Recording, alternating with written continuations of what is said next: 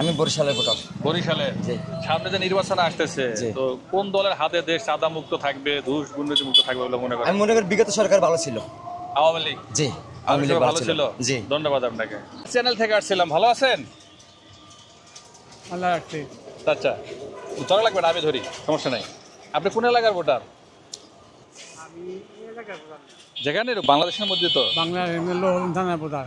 আচ্ছা, এখন জানতে চাচ্ছিলাম যে আপনি প্রবীণ একজন মানুষ, অনেক দল তো ক্ষমতায় দেখলেন বাংলাদেশে, তাই না?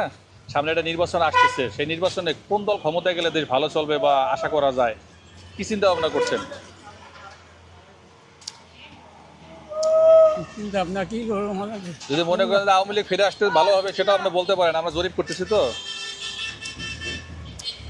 আমি একটু ভালো করে গেছি। হ্যাঁ, আমি একটু ভালো করে গেছি। সেটাই তো আপনার মতামত জানতে চাচ্ছি যে আপনি সামনের দেশটা কোন দলের হাতে নিরাপদ বলে মনে করতেছেন? নয় আমি গেলে কোনো ভালোই নেই। আওয়ামী লীগ আইলেই ভালো হবে। ধন্যবাদ আপনাকে। আসসালাম, ভালো আছেন? আলহামদুলিল্লাহ। আচ্ছা, আপনি কোন এলাকার ভোটার? আমি এই শেখদিয়া এলাকার ভোটার। আচ্ছা, জানতে চাচ্ছিলাম সামনে একটা সংসদ নির্বাচন আসতেছে, বহুদিন পরে জাতি ভোট দিবে, তাই না? হ্যাঁ, তো ইনশাআল্লাহ। এখন কোন দলকে ক্ষমতায় পাঠাইলে দুর্নীতি, চাঁদা, ঘুষ এগুলো মুক্ত দেশ করতে পারবে বলে মনে করেন? আমি আশা করি তো মনে করেন বিএনপি আইডি সবথেকে ভালো হয়। বিএনপি আসবে, অসুবিধা নাই, কিন্তু বিএনপি যে এই যে 1 বছরে 1.5 বছরে হাজার হাজার চাঁদাবাজের যে একটা শুনতেছি, প্রায় 30,000 লোক তারা বয়কট করছে, শুধু আবিষ্কার করছে। ভয় করে আর মনে করেন এখন বর্তমানে যে পরিস্থিতি চলতে আছে, এতে তো এরা ক্ষমতায় তো চলিয়া যাইব, এটা তো কেউ আটকাইয়ে রাখতে পারবে না। আটকে রাখতে পারবে না? না। তার মানে চাঁদাবাজি দেশের বন্ধ হবে না, চাঁদাবাজি তো চলতে থাকতো। চলতে থাকবে। তা আপনি চাঁদাবাজ দলকে কেন ক্ষমতায় পাঠাইবেন বলেন? আপনি তো ভোটের মাধ্যমে যাইব না? বোর্ডের মাধ্যমে যাইব গা, আপনি না দেন আমি দিছি, আমি না দিই আর কোন দিছে, এইভাবে দিয়ে তো চলিয়া যাইব। চলে যাইব না? হ্যাঁ। ধন্যবাদ আপনার মন্তব্যের জন্য। আপনারা চ্যানেল থেকে আসছিলাম, জানতে চাচ্ছিলাম যে সামনে সংসদ নির্বাচন হবে, জানেন তো? হ্যাঁ। আচ্ছা, এই নির্বাচনে এখন তো আমরা দেখতে পাচ্ছি শুধু জামায়াত আর বিএনপি ছাড়া আর কেউ নাই মাঠে। কোন দলের হাতে ক্ষমতা দিবেন যে দেশ ভালো থাকবে বলে মনে করেন?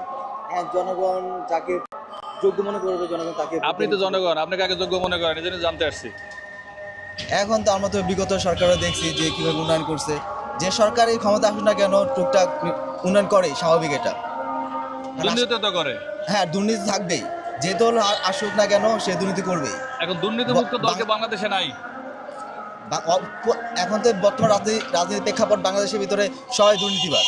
যারা ক্ষমতায় বসে তারাই দুর্নীতি করতেছে। যেমন ডক্টর ইউনূস সাহেব যখন নির্বাচনে তার গদিতে বসলো, এর আগে শুনলাম যে 30-40 চাল খাওয়াবে, কিন্তু বর্তমান পরিস্থিতি দেখেন যে কী অবস্থা হচ্ছে। এখন চালের দোকানে গেলেই মাথায় হাত, বাজারে গেলেই মাথায় হাত। তো আমাদের উন্নয়নটা কোথায় হইলো?